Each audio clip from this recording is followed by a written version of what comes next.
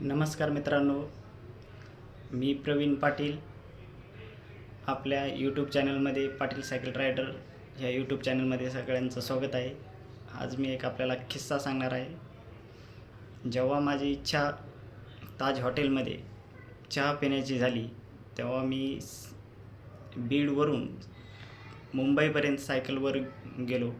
2 दिवस मला जायला लागले. पहिल्या दिवशी मी पुण्यामध्ये पिंपरी चिंचवडपर्यंत प्रवास झाला.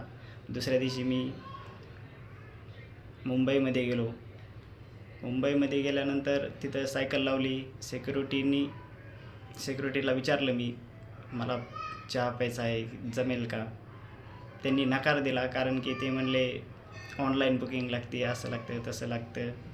मग नाकारल्यामुळे मी पुन्हा रिटर्न सायकलवर आलो.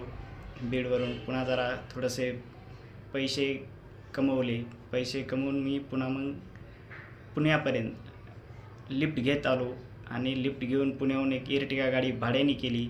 आणि पुन्हा मग नंतर मी भाड्याने डायरेक्ट गाडी मग जेव्हा हॉटेलमध्ये गेली, तेव्हा मग मस्त त्यांनी वेलकम केलं, सॅल्यूट ठोकला.